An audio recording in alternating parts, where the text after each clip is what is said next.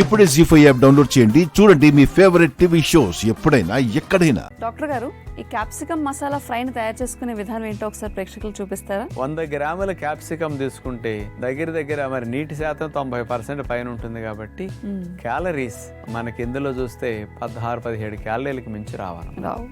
మెత్తగా ఉడకకుండా కావున క్యాప్సికమ్ ని 50% బాయిల్ అయినా వేడెక్కినా తినేసేయచ్చు. దాన్ని కొద్దిగా నూనె వాడకుండా మేగడ వేసి మన పద్ధతిలో హాని లేని విధంగా కొద్దిగా గుమగుమలాడే మసాలా వేసేసి ఆరోగ్యకరమైన ఫ్రై ఎలా చేసుకోవచ్చో చూడండి.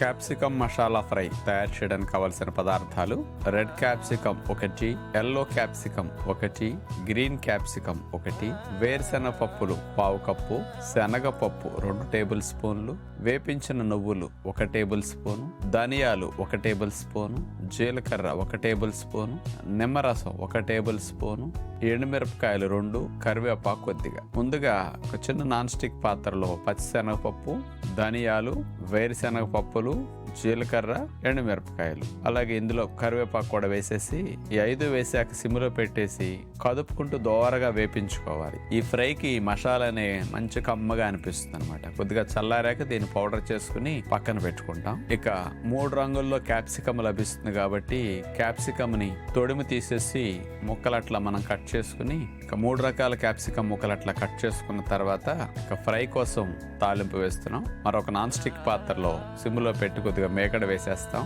అందులో జీలకర్ర, కరివేపాకు, మేగడలో కరివేపాకు వేగిన తర్వాత అందులో రెడ్ క్యాప్సికమ్ ముక్కలు, ఎల్లో క్యాప్సికమ్ ముక్కలు, గ్రీన్ క్యాప్సికమ్ ముక్కలు ఇవి వేసేసి ఒకసారి మేగడలో తాలింపులో వీటిని కలిపేసి సిమ్లో మగ్గనిస్తాం. ముందుగా మనం తయారు చేసుకున్న మసాలాని అందులో చల్లేసాం. నిమ్మరసం అలాగే కొద్దిగా వేపించిన నువ్వులు కూడా పైన అట్లా చల్లేస్తాం. 1/2 గంటలో ఈ క్యాప్సికమ్ ఫ్రై సిద్ధమవుతుంది అనమాట. ఒట్టిగా తినగలిగే అంత బాగుండే మంచి ఫ్రై ఇది. ట్రై చేయండి.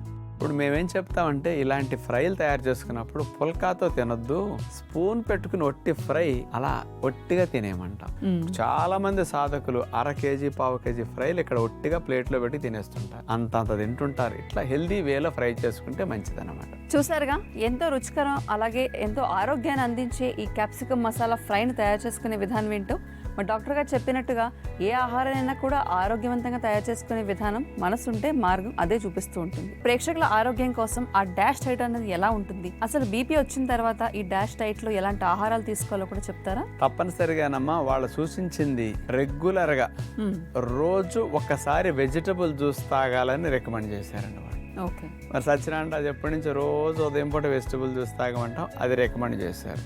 ఇంకా వాళ్ళ పూర్తి న్యాచురోపతి వాళ్ళు కాదు కాబట్టి వాళ్ళు ఇచ్చింది ఒకటిసారి చెప్తాను.